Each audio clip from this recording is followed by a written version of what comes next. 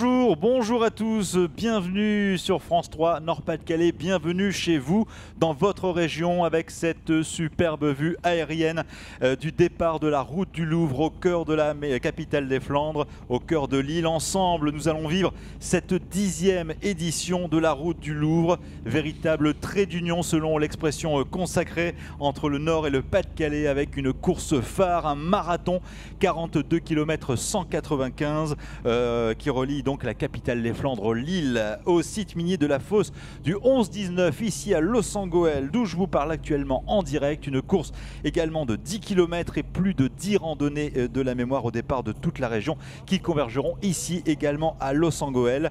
Des athlètes de haut niveau, des sportifs du dimanche, toute la grande famille régionale du sport est réunie pour cet événement. Près de 15 000 inscrits et plus du double pour les encourager sur le bord de la route. Et nous allons vous faire vivre leur périple sous une météo qui s'annonce radieuse. Un dispositif de prise de vue, vous le voyez, aérien exceptionnel qui va vous faire découvrir la région comme on la voit rarement.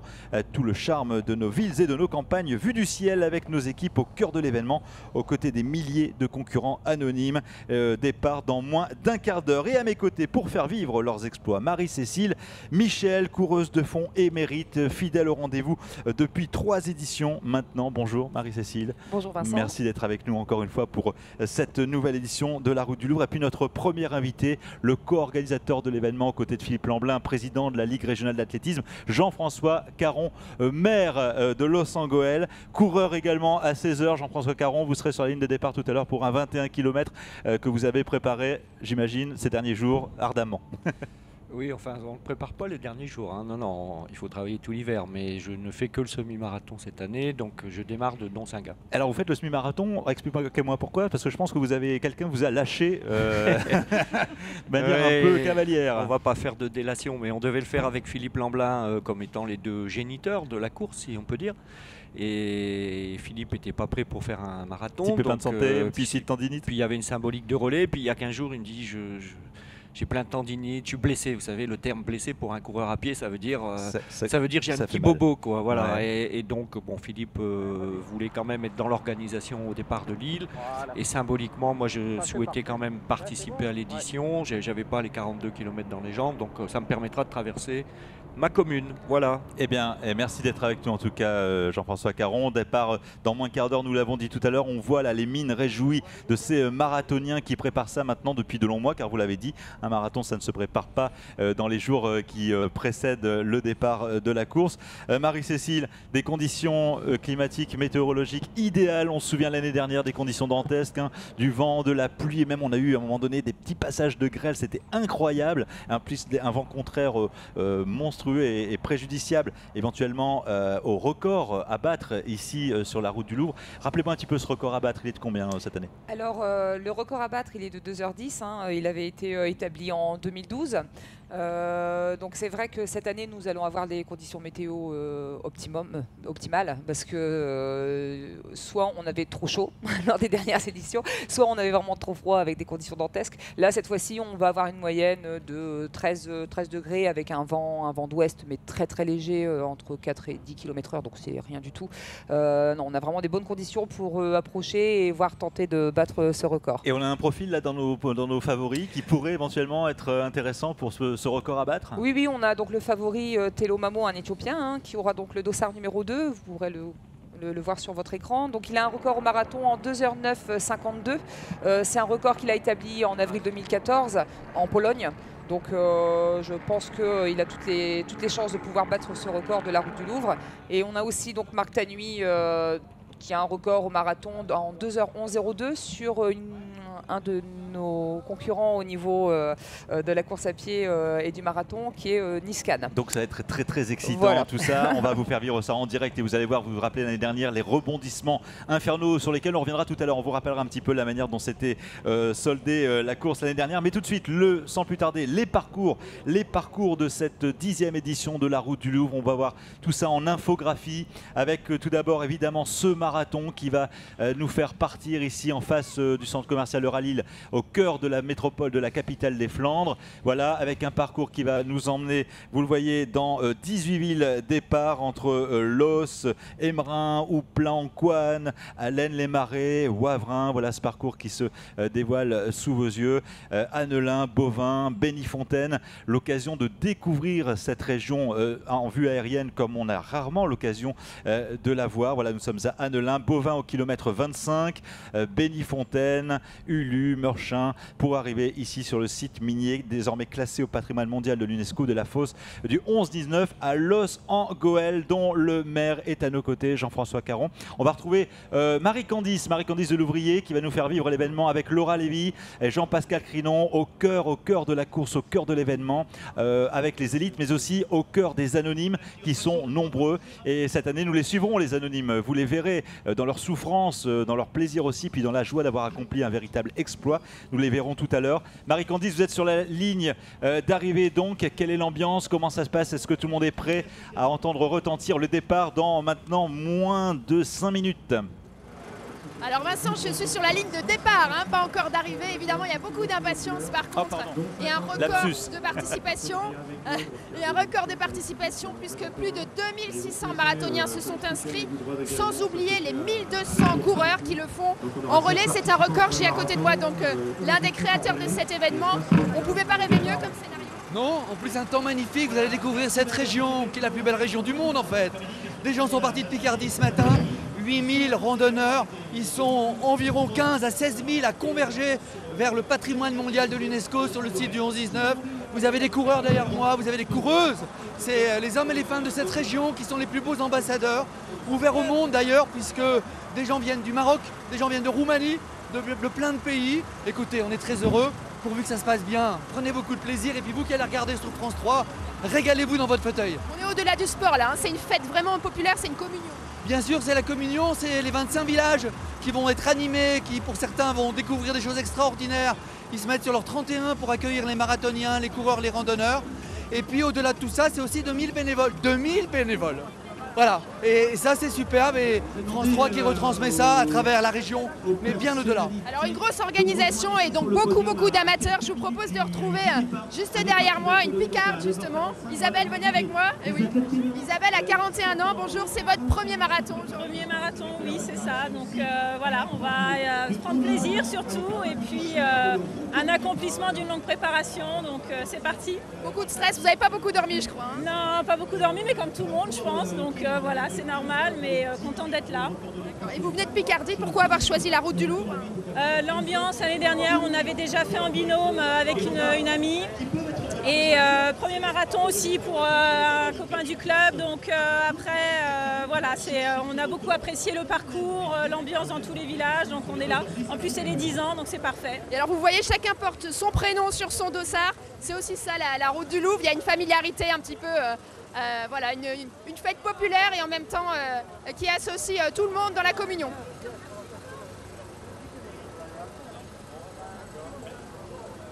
Merci Marie-Candice. Oui, merci beaucoup Marie-Candice. Nous avons un départ donc dans un peu moins maintenant de 5 minutes. Ce que je vous propose, c'est de revoir le parcours du marathon, mais aussi les parcours des randonnées. Il y a 11 randonnées cette année inscrites au programme dont les départs vont s'échelonner tout au cours de la matinée. Et puis également un 10 km. Donc si on peut en régie éventuellement revoir ce parcours du marathon entre Lille et Los Angeles, 42 km 195. Voilà, le 10 km au départ de Lens pour arriver également sur le site de la fosse du 11-19. Et puis vous voyez toutes ces randonnées dont les départs vont s'échelonner toute la matinée, de 8h30, donc les premiers sont déjà partis jusqu'à 10h30. Des randonnées qui vont durer de 2h à 5h, de 9 à 22 km. C'est une volonté, Jean-François Caron, de pouvoir associer dans cette grande fête du sport non pas seulement les élites, mais aussi pas seulement non plus les coureurs, mais des gens qui aiment marcher. Alors des marches sportives, il y a de la marche nordique aussi, des distances quand même qui ne sont pas à la portée du premier venu, des marches jusqu'à 22 km. C'est aussi un événement qui se veut une exemplarité écologique, qui s'inscrit dans le patrimoine et dans le travail autour de l'UNESCO de préservation de ce patrimoine minier que vous avez entrepris avec beaucoup d'autres depuis de longues années. Oui, ça fait beaucoup de raisons de créer cette course. Au départ, c'est l'arrivée du Louvre et le changement de regard sur le bassin minier. Ensuite, c'est l'idée de rapprocher la métropole lilloise et le bassin minier parce que c'est le cœur de la grande région et que c'est deux territoires qui ne se parlaient pas vraiment et que partir de Lille à Lens, pour une fois, c'est pas de Lens à Lille, donc il y a une belle symbolique. Ensuite, c'est avec Philippe Lamblin l'idée que le sport, la compétition c'est bien, on en fait, mais que le plus important c'est la dimension bien-être, sport. C'est pour ça qu'on n'a jamais cherché à faire venir Gebré Sélassié par exemple pour faire un temps. On cherche plutôt à ce que les gens mettent leur basket, mettent leur running, et donc il y a des très petites randonnées, on y va avec la poussette avec le chien, et puis à côté de ça il y a quand même un vrai marathon. Vous aurez remarqué que le 10 km et la route du Louvre se terminent par le même tronçon. Pourquoi? Parce que c'est le kilomètre où ça grimpe. En fait, tout le long de la route, quand vous partez, vous êtes le long du canal, vous êtes dans la Flandre, et en fait, alors, et on a 40 km à plat et on finit par une petite côte. Voilà. Alors on me signale effectivement que le départ, alors voilà, les Joëlettes, les fameuses Joëlettes, parce que c'est aussi une course de la solidarité, hein. Cette course du Louvre-Lens, une course ouverte au plus grand nombre, mais aussi on le voit là avec cette Joëlette, avec des courses pour des bonnes causes aussi, pour des maladies orphelines, pour des maladies graves aussi, et des gens qui sont mobilisés pour montrer que le Nord et le Pas-de-Calais, c'est une espèce de grande famille, et c'est l'occasion d'incarner cette grande famille, à un moment donné, de matérialiser cet esprit et ces valeurs communes qui sont tous les nôtres. Alors, on me signale effectivement que d'ici 2 petites minutes, le départ va être donné. Marie-Cécile, on se souvient juste un petit flashback, un petit coup dans le rétroviseur. L'année dernière, hein, c'était Kimuta et Kemboy qui nous font un truc de folie pendant toute la course. Une belle bagarre à la fin. Une belle bagarre à la fin. Rappelez-nous un petit peu ce ressort suspense. Et dans les 500 derniers mètres, ça s'est joué. Hein. Ah oui, ça s'est joué dans les 500 derniers mètres, dans la partie de la côte, comme le disait tout à l'heure Jean-François Caron, où Raymond Kemboy est revenu avec il avait puisé des forces dans ses eaux et il avait donc remporté la course l'année dernière après un beau match. Alors ça y est, là on me dit que le départ est vraiment imminent, le compte à rebours est enclenché. Jean-François Caron, vous jetez un petit coup d'œil sur votre montre. On est à quelle heure là? Il est quelle heure précisément? Là il nous reste 1 minute. 1 minute avant le départ. Dans quel état d'esprit on est, Jean-François Caron, avant de la minute qui précède là, c'est la tension qui est à son maximum, à son comble. On a eu beaucoup d'adrénaline, on essaye de se calmer, on a un petit peu de creux, ça pétille dans les mains et on a envie que ça parte, quoi. Voilà, on a envie que ça parte. Parce qu'on n'a pas couru pendant plusieurs jours, hein, précédant la course, on n'a plus d'entraînement, on s'est mis au repos. Et d'ailleurs on gamberge, hein, la dernière semaine, comme on court pas, on a des fourmis dans les mollets, on dit que rien ne va. Alors Marie-Candice nous attend sur la ligne de départ. Marie-Candice, vous me confirmez cette tension palpable sur place? Ah oui, la tension, l'adrénaline. On a vu certains coureurs se signer vers le signe de croix, c'est vraiment toujours très émouvant. Alors j'ai à côté de moi donc le directeur de la Ligue régionale d'athlétisme, donc Jean-Pierre Wattel. Dites-moi, c'est un moment très particulier pour vous là? C'est un moment intense pour tout le monde, pour nous organisateurs et puis également pour les coureurs. Forcément, alors ce matin je pense qu'ils sont contents, ils ont des conditions climatiques exceptionnelles. Ils vont être plus de 2600 à s'élancer pour réaliser un record, on l'espère. Et puis tout ce qu'on souhaite, c'est vraiment que tout le monde s'amuse vraiment ce matin et tout le monde prenne le plus grand plaisir possible. Il n'y a pas un risque de bousculade au début entre les favoris, les amateurs?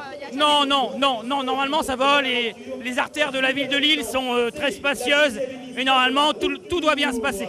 Il ne reste plus qu'à lâcher les chevaux là. Il ne reste plus qu'à laisser partir les 2600 fous qui vont faire les 42 km, oui. Voilà, on est à quelques secondes du décompte. Je vais vous laisser le vivre en direct avec nous. Sur France 3, région Nord-Pas-de-Calais. Donc je vous rappelle 2600 inscrits, record battu, 1200 coureurs qui le font également en relais à 2 ou en relais à 6. À 6 c'est plus facile, hein, forcément. Au 20 septembre, et alors vous pouvez voir sur la ligne de départ un meneur d'allure avec un drôle de drapeau derrière lui où c'est inscrit 3 heures.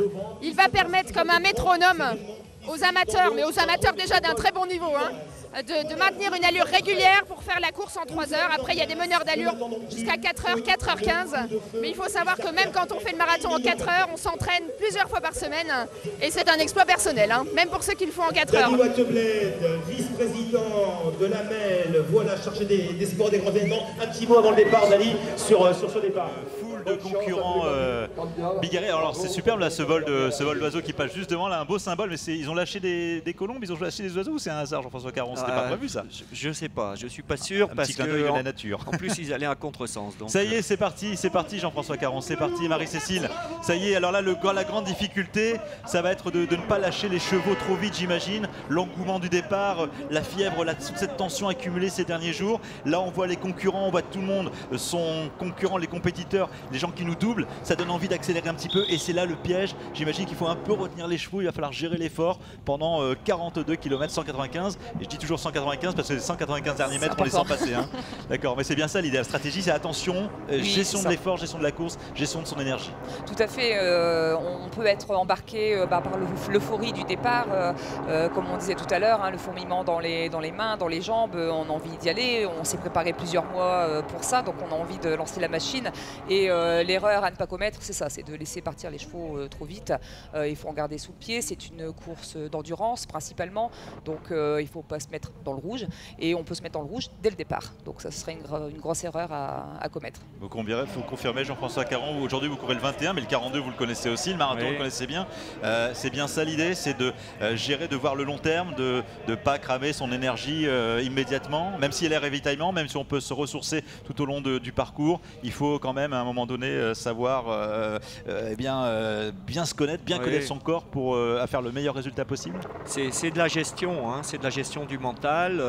Le piège pour moi c'est entre les kilomètres 10 à 15 parce qu'on est chaud, on est rapide, on en a tellement fait de kilomètres qu'on est bien, et c'est à ce moment-là qu'on risque de partir. Au départ, à peu près tout le monde sait qu'il faut faire attention. Bon, on se place, hein. Dans le premier kilomètre, on se place, il faut avoir de l'aise, mettre ses coudes pour courir. Ensuite, on s'adapte, et puis quand on commence à arriver au kilomètre 21, on commence à le sentir. Hein. Et à partir de là, c'est plus pareil, c'est plus le même enthousiasme. C'est bon, je gère. Est-ce que je peux garder cette allure? Est-ce qu'il faut que je descende un peu? C'est beaucoup dans la tête. C'est une course de la maturité aussi. C'est pas forcément une course qu'on fait quand on est jeune et fringant. C'est une course aussi avec une certaine connaissance de soi d'abord, une certaine intelligence, une certaine stratégie. On part pas comme un feu follet. Bien sûr. Une course d'homme ou de femme mûre. D'une part, l'entraînement est tellement exigeant que quand on a 20 ans, on n'a pas envie de se taper des séances à 30 km. Et on préfère faire de la vitesse, ce qui est normal. Et puis d'autre part, quand on est trop jeune, d'une part on est foufou, donc on part à toute allure. Et puis on n'a quand même pas les qualités de capacité à se connaître. On ne se connaît pas à 20 ans, du point de vue sportif je parle. Et donc quand on est bien, mais on n'anticipe pas que dans 5 km on va commencer à avoir des soucis. Donc c'est sûr que le paradoxe, c'est que c'est une course. Enfin, moi si je prends mon exemple, c'est l'an dernier que j'ai battu mon meilleur temps, alors que c'était mon 10e marathon. Parce que chaque année, on fait de la progression dans son entraînement, on fait de la progression dans la gestion de course. Et Et on apprend de ses erreurs. Exactement.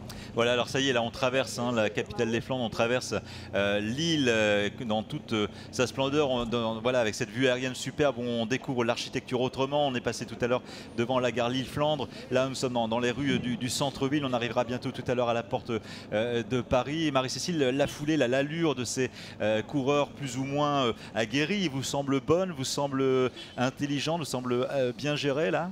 Oui, comme on le disait tout à l'heure, en fait c'est important, on s'est fixé pendant toute la préparation une allure à maintenir pour un chrono final qu'on espère atteindre.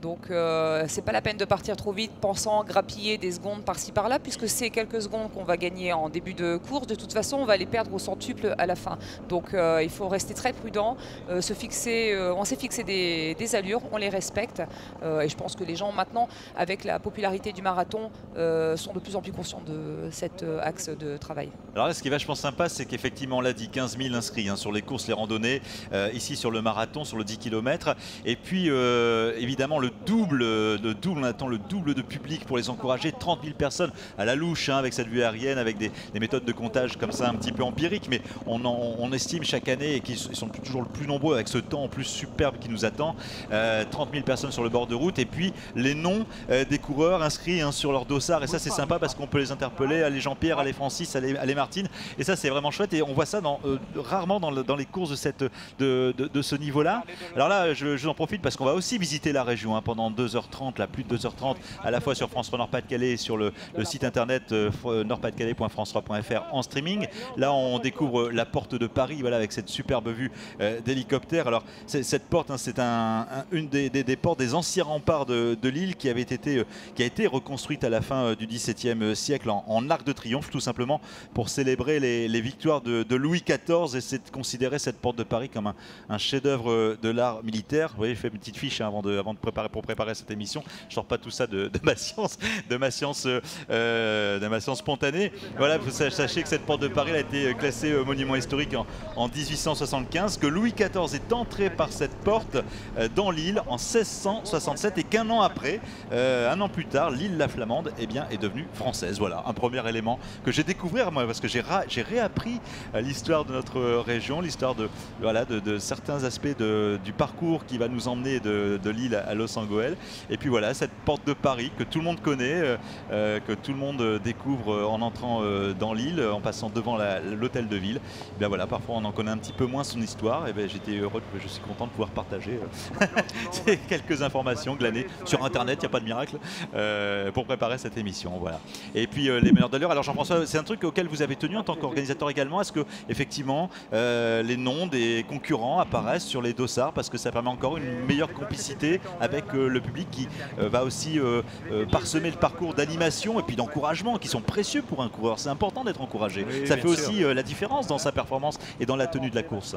Alors on va être franc, sur l'île, les gens vous appellent pas par le prénom parce qu'on est, vous voyez, on est 500 sur quelques centaines de mètres. Par contre, plus la course avance et plus vous en avez besoin et plus évidemment le peloton est étiré. Et à ce moment-là, ça compte beaucoup. Alors tout à l'heure, je voulais préciser une petite chose. On a évoqué la gestion d'allure. Dans la gestion d'allure, il y a deux types de coureurs.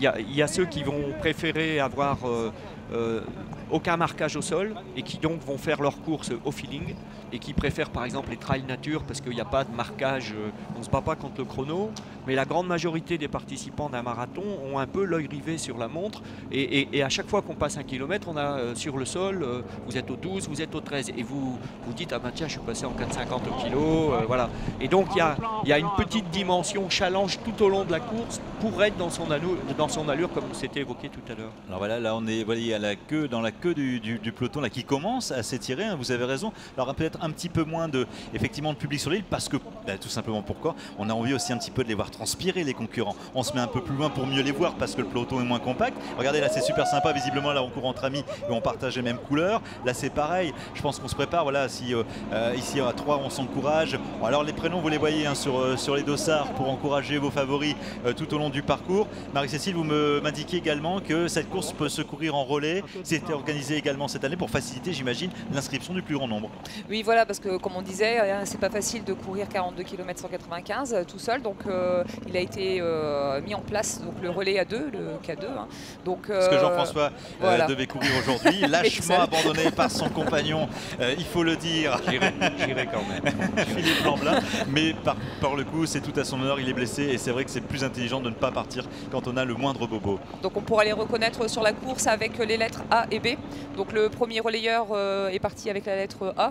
Oui. Et voilà, donc le deuxième relayeur qui prendra donc le flambeau au 21 km 100, il y aura le petit dossard B. Alors ce qui casse un petit peu le moral des coureurs du marathon, c'est que quand le deuxième prend le relais tout frais au 21e km 100 et vous double avec une fraîcheur qui est absolument insupportable quand on a déjà couru 21 km et qu'on a 21 km dans les jambes, c'est quand même compliqué à gérer hein, quand on se fait doubler. Comment on réagit, comment on doit réagir à ça. C'est pour ça que les organisateurs ont mis en place ce petit moyen pour les reconnaître parce qu'on peut se demander quand on est un peu fatigué voilà. Ouais. Pourquoi quelqu'un ressurgit de nulle part. Bon, donc ils pourront les identifier grâce à ce petit A et B et pour le relais A6 aussi, le relais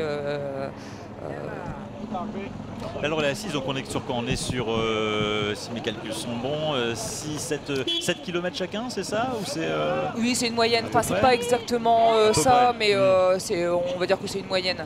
Alors, oui, Jean-François. Oui, je voulais préciser que un des intérêts de la route du Louvre, on le voit bien là à l'écran, c'est que c'est une course qui a stimulé des gens qui n'auraient jamais, se seraient jamais inscrits. Alors pour certains, c'est leur premier 10 km. Chaque année, on a beaucoup de primo-coureurs, si on peut dire. Et surtout sur le marathon, je me rappelle la première édition, près de la moitié des participants étaient des gens qui s'étaient dit, tiens, un grand marathon dans le Nord, je vais me confronter à ce challenge. Et moi, je tiens beaucoup à ça parce qu'on le voit là, on court en famille, on court entre amis. On n'est pas dans une course où on va faire un temps, où on va faire une perf. On est vraiment dans quelque chose de convivial. On va être ensemble. Et finalement, c'est pour ça qu'il y a beaucoup la dimension sport-santé, là, ici sur le village d'arrivée. On va en parler tout à l'heure, bien sûr. Il y a cette idée, je vais me mettre au sport. La route du Louvre est un événement qui a stimulé beaucoup de nordistes. C'est qui ce monsieur bizarre là avec son panneau, cette espèce de gouvernail là avec 4h30 écrit voilà, en haut à la cime de sa décoration, de son étendard? Alors ce sont les fameux meneurs d'allure. Ils sont importants aussi au niveau du marathon. Donc vous avez plusieurs meneurs d'allure entre 3h et 4h30. 4h30, là on est sur le 4h30, d'accord. C'est-à-dire que si on le suit, ce meneur d'allure, on fera le temps 4h30. Voilà. Et comment il fait pour être sûr? Il connaît, enfin c'est quelqu'un qui a aguerri. On voit le monsieur, il n'est pas tout jeune, hein. Il est sûrement très jeune dans son esprit, dans son corps, etc. Mais on voit effectivement qu'un marathon peut être couru et c'est une course, encore une fois, pas forcément de la jeunesse fringante et fougueuse et comme vous disiez, foufou, Jean-François. Mais là, voilà, un monsieur qui va faire son marathon en 4h30 et qui a l'air d'avoir une foulée tranquille, assez plutôt bien déliée. Alors autant il faut se connaître quand on fait un marathon, mais il faut d'autant plus se connaître quand on est meneur d'allure. Ah oui, parce que là, on n'a pas le droit à l'erreur parce qu'on emmène un groupe. Voilà. Ah oui. On est responsable d'un groupe à ce moment-là et on sait qu'il va falloir les soutenir psychologiquement tout au long du parcours. Donc on est un peu doublement fatigué, je vais dire. Et donc en général, on prend des gens qui sont un peu éloignés de leur chrono, mais pas trop, pour que justement ce ne soit pas faussé pour les accompagnateurs.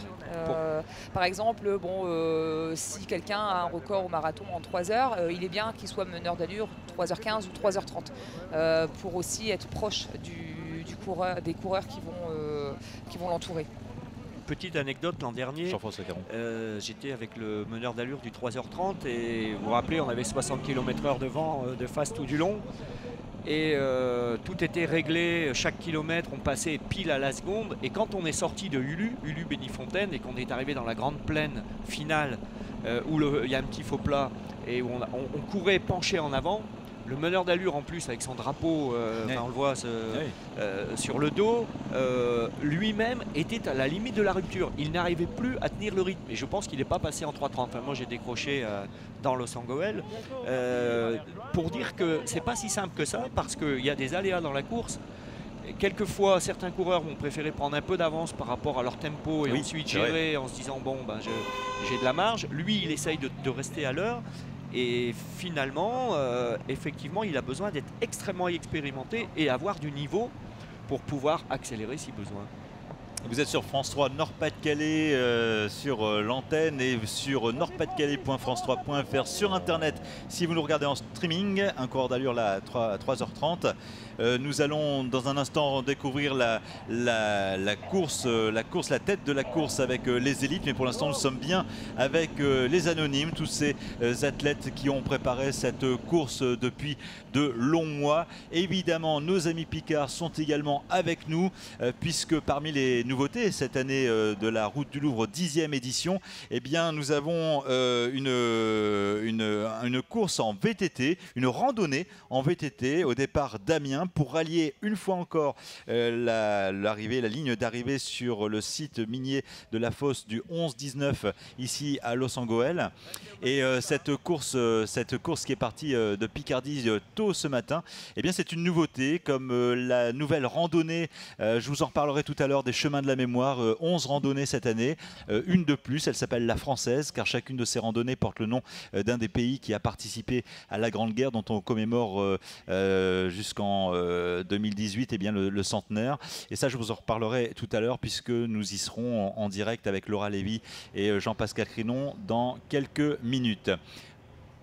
Alors Marie-Candice, on va retrouver Marie-Candice, vous le savez, hein, toute cette course cette année, c'est aussi une des innovations, nous, de notre émission, de notre suivi de la course, c'est que nous ne serons pas que l'élite, mais aussi les anonymes. Marie-Candice, vous la voyez, de son casque de sécurité toute revêtue, va nous faire vivre ça au cœur de ceux qui ne souffrent pas encore, mais ça ne saurait tarder.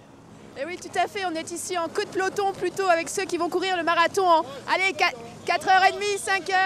On voit les sourires sur les visages, on voit aussi la concentration. J'ai vu des coureurs qui venaient de Pologne, certains qui courent pour des causes très particulières comme les orphelins par exemple des pompiers ou des causes qui les associent en famille ou entre amis. Mais c'est sûr qu'on court modérément, on gère son allure autour de moi. Est-ce que c'est votre premier marathon? Monsieur, c'est votre premier marathon? Ouais, c'est mon premier marathon, ouais. Et alors? Pour l'instant, ça va, c'est le début. Attendez, essayez de passer de l'autre côté, je pense qu'on vous verra mieux si vous y arrivez. Voilà. Comment vous vous appelez? Donc c'est Johan. Johan, c'est ça. Premier marathon, là vous gérez votre effort comment? Ben là, je me force à démarrer doucement pour pouvoir assurer jusqu'à la fin. Et vous êtes stressé ou relativement confiant? Ça va. Le temps est avec nous, il n'y a pas de vent, il fait pas trop chaud, il pleut pas, donc c'est nickel. Vous pensez à quoi? Je pense à ma petite chérie, à mes enfants qui m'encouragent et qui m'attendent à l'arrivée. Allez, on vous encourage aussi. Quel est votre objectif de temps? Le finir, c'est tout, c'est mon premier. Bravo, bravo en tout cas. Allez, bon courage. Merci. Voilà, donc on va vous faire vivre cette course encore. Là, je vois vraiment, hein, tout le monde a le sourire. Hein. On verra dans quelques kilomètres, ça risque de se compliquer un peu. Merci Marie-Candice, on vous retrouve dans un petit instant. De toute façon, on vous retrouvera régulièrement tout au long de ces 2h30 de course que nous allons suivre ensemble. Je dis 2h30, ça c'est pour vraiment les tout meilleurs et pour notre temps d'antenne, parce qu'effectivement, Johan qu'on vient de voir, et bravo Johan, on l'encourage, hein, 1000 encouragements à Johan et aux 2600 autres forçats du bitume, comme j'aime bien les appeler. On va pouvoir retrouver Laura Lévy. Alors je vous l'ai dit tout à l'heure, hein, 11 randonnées pédestres, des chemins de la mémoire pour commémorer le centenaire de la Première Guerre mondiale.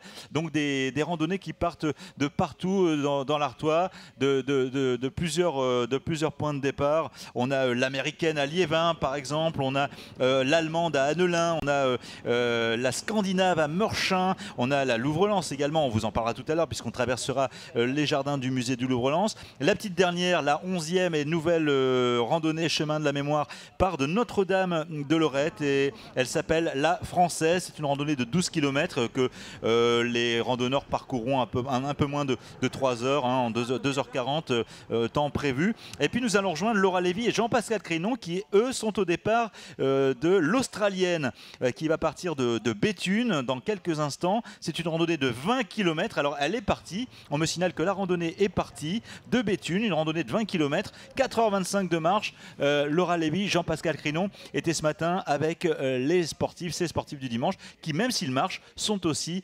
des athlètes émérites. Alors évidemment il y a le marathon, Vincent, mais il y a aussi 11 randonnées pédestres avec 11 villes de départ, 7000 participants, 9000 l'an dernier. Alors la première ville c'est Béthune, départ de la course dans quelques minutes, il s'agit de l'Australienne, 21 km et donc beaucoup de participants, 300 à peu près. Bonjour Jennifer et les filles, c'est quoi cette tenue là? C'est la tenue pour la randonnée, donc chaussures, bâtons et petit sac à dos. Vous êtes des pros de la rando? Non, du tout. Du tout. Là, on fait entre amis le week-end quand on peut, mais sinon, c'est la première grosse randonnée. Et alors, c'est quoi l'intérêt? C'est le face-à-face avec les pros du marathon? Non, c'est participer à la route du Louvre et puis passer un moment entre copines et faire du sport. Bon courage en tout cas, on va vous suivre. On va se diriger vers Sophie qui est présidente de l'association Bon Pied Bon Oeil. Bonjour Sophie. Alors c'est quoi ce drapeau? C'est pour l'Australienne? Voilà, ça représente l'Australienne, le sentier de randonnée que nous allons faire aujourd'hui. Oui, parce qu'il y a 11 randonnées de mémoire. Alors qu'est-ce que fait votre association exactement dans l'organisation? J'imagine que vous êtes vraiment dans votre élément là. Ah oui, complètement. Donc on est là aussi pour la gestion sur la sécurité. Voilà, s'il y a des personnes qui veulent avoir des renseignements sur les traversées de route. Voilà, on est vraiment là pour soutenir le service sport de Béthune. Alors 4h25 de temps estimé, vous allez mettre combien de temps vous les pros de la rando? Bon, mais ça, on arrive entre midi et 13h, tout dépend, voilà. On respecte le rythme de tout le monde. Et le chien aussi court alors? Oui, il marche. Bon courage, on va vous suivre, on va se diriger vers le directeur du service des sports, Jackie, qui va donner le départ dans quelques instants et qui d'ailleurs est au micro. Alors Jackie, Jackie, avant de donner le départ, on va vous interrompre. Bah, dites-moi, c'était une grosse organisation ça? Une belle organisation surtout, oui, oui, on a beaucoup de monde et puis on est très 300 personnes?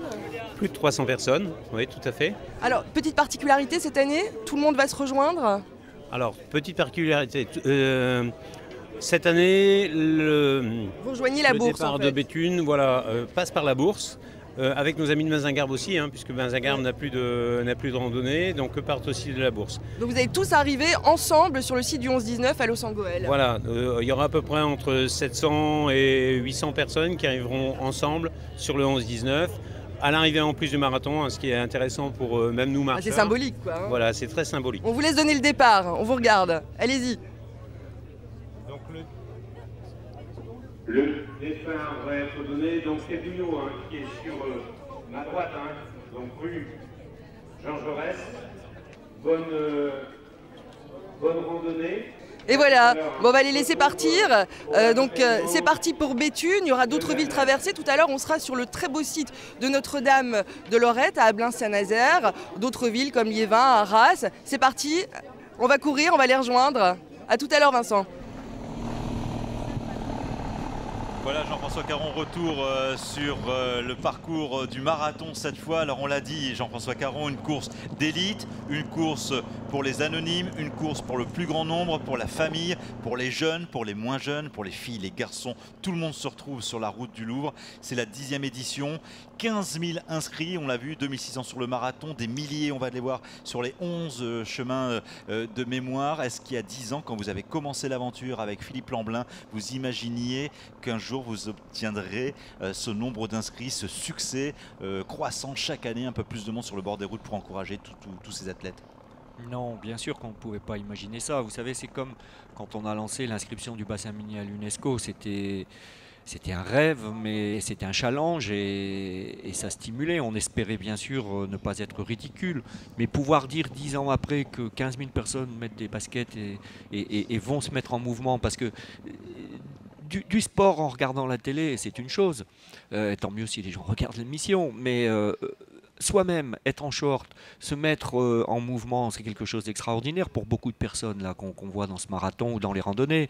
Et donc, le succès, il est vraiment exceptionnel pour nous, parce que cette course ne s'est jamais démentie.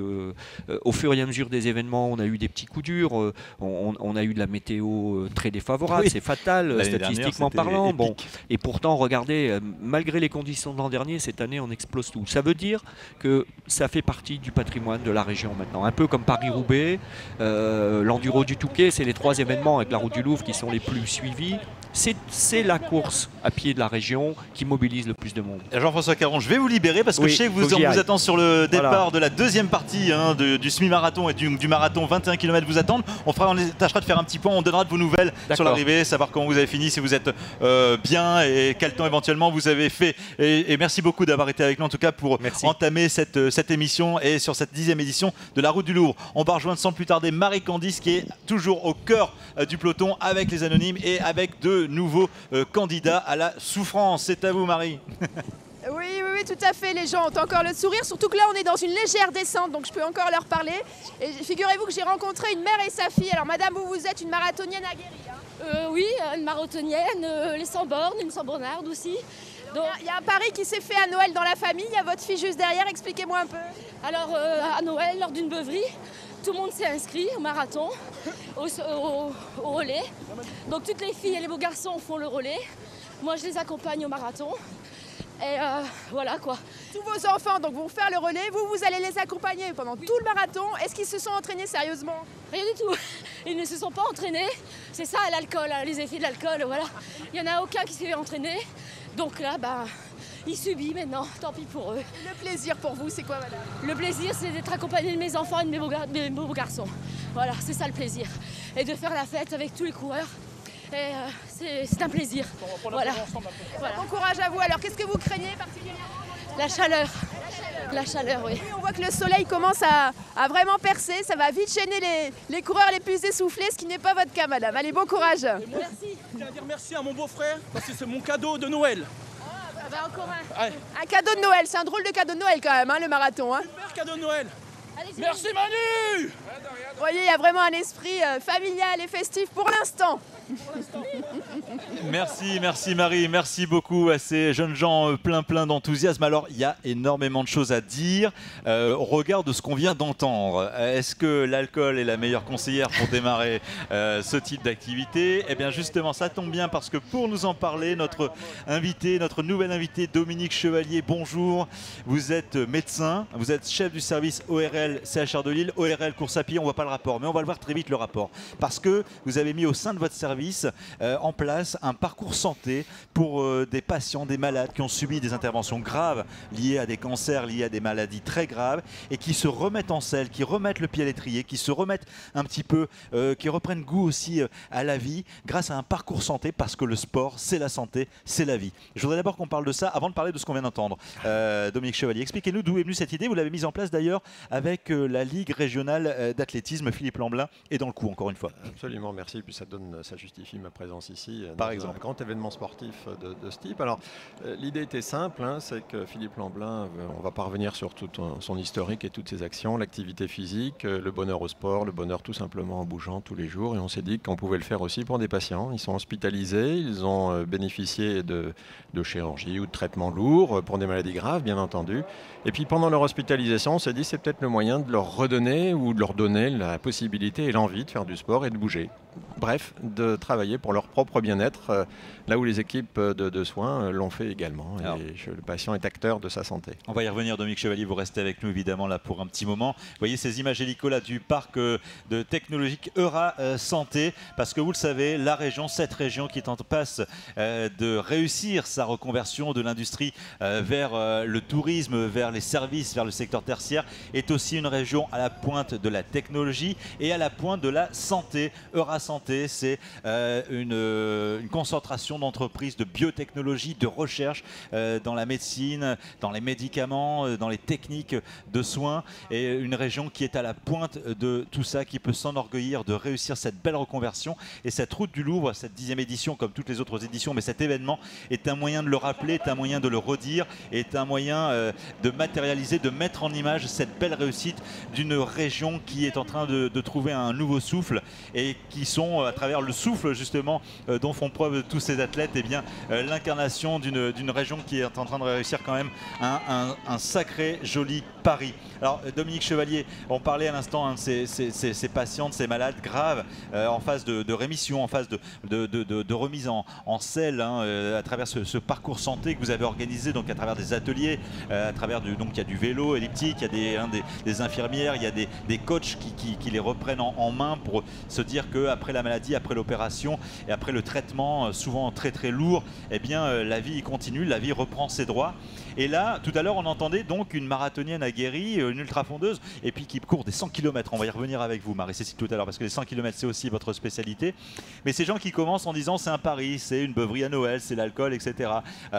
Effectivement, on se dit tiens mince, l'alcool finalement ça a des vertus, mais après l'alcool on l'oublie pour l'entraînement, on est bien d'accord, c'est pas malgré tout pas très compatible avec l'objectif et le projet. Ah non, c'est pas compatible. Enfin, à la limite, quand j'entends ça, moi je suis heureux. Hein. C'est après la beuverie. L'idée, c'est de trouver une rédemption et puis d'arriver à courir. Et je trouve ça très bien. Mais bien entendu, c'est pas la meilleure des préparations que de prendre de l'alcool. Voilà, et donc forcément, l'alcool, Marie-Cécile, vous me confirmez, on oublie dans les mois qui précèdent, ou au moins dans les semaines qui précèdent le marathon, le 10 km, la randonnée et tous les efforts de ce type. Oui, c'est vrai qu'on dit qu'au niveau diététique, il ne faut pas non plus trop bouleverser l'organisme et pas trop changer ses habitudes, mais l'alcool, ça ne fait pas partie des choses à conserver au niveau de l'entraînement pendant toutes les semaines et les mois qui précèdent par rapport aux effets néfastes qu'on connaît, mais aussi lors de la pratique sportive, ça induit aussi une déshydratation beaucoup plus rapide, donc ce serait préjudiciable pour l'épreuve et pour l'entraînement en lui-même, bien sûr. On continue de visiter la région sous toutes ses coutures. Nous sommes encore dans le nord, nous sommes encore dans la métropole lilloise. Nous arrivons à Los. Nous allons bientôt découvrir cette vue aérienne qu'on aime aussi de ce superbe bâtiment de l'ancien centre pénitentiaire de Los.